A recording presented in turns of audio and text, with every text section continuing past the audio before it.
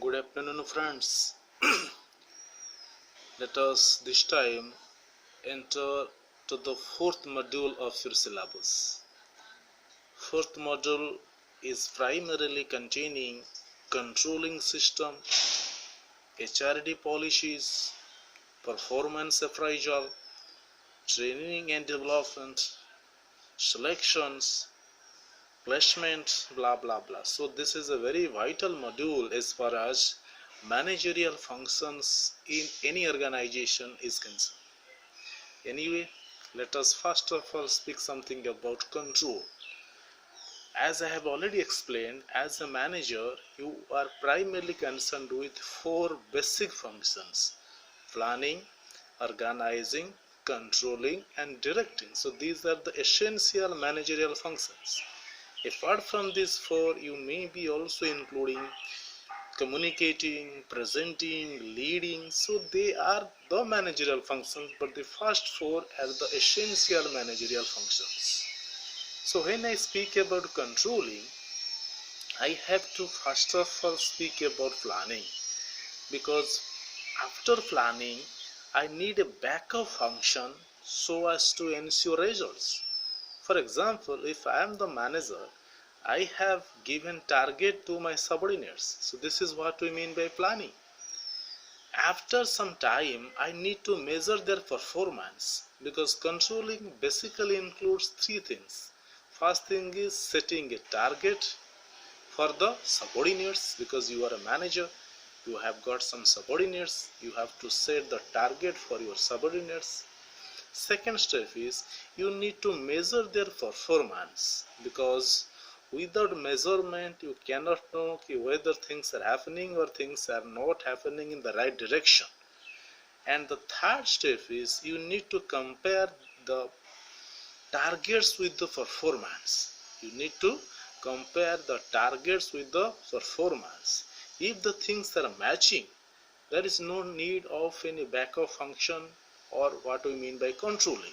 But if there is some sort of deviation, we need some sort of corrective action so as to either change performance or change target. So that backup function or that corrective function or the corrective action is primarily coming under the most important element of controlling.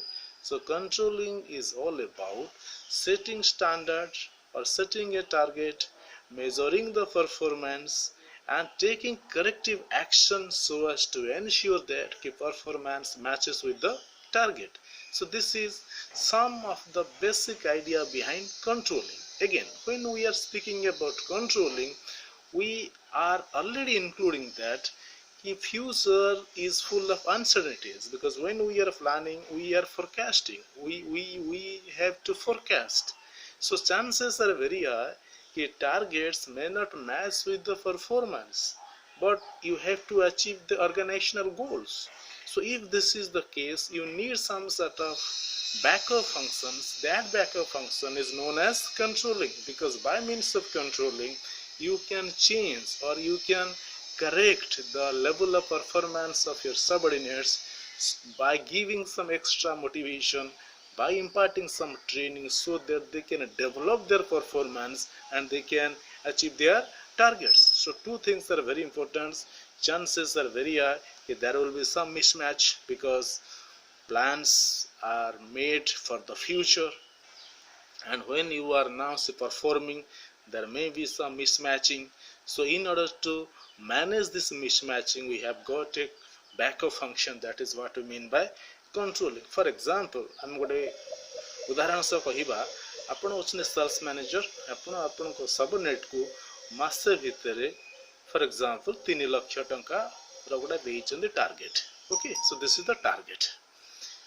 10 दिन परे आपण expect करूचंदी कोन ना लाख टंका जदी हबो 10 दिन को करी करी कि 30 दिन रे 3 लाख टंका से अचीव करी पारिबो as far as plans are concerned, as far as targets are concern.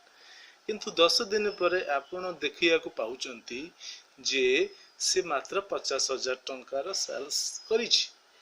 ता माने कोन आसंता मंथ पाई आउ लक्षे टंकार आउ एठी रहिबनी टारगेट, काहे एठी जति शॉर्टफॉल हे गला से नेक्स्ट समय पाई adjusted haba bas that will be carried forward heikiri see gote tiyari heijibo gote kon corrected heikiri asibo the target for the said period ता माने कोन एट जे मैनेजर अछंती से कोन कले ना कंट्रोल कले कोन ना तार सबऑर्डिनेट को नेक्स्ट 10 डेज पाई जो एक्स्ट्रा सेल करिबा पाई सेति को एक्स्ट्रा मोटिवेशन तांको ऑफर करिवे एक्स्ट्रा training देवे so that the subordinates can develop or can deliver extra performance and the organization will be able to achieve its goal. So this is the basic idea behind controlling.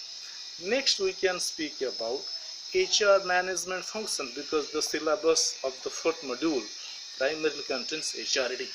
Before we speak about human resource development, let me clarify the basic aspects of human resource management. The idea behind HRM is by the help of human resource management, we can ensure right man at a right place at a right time in a right number.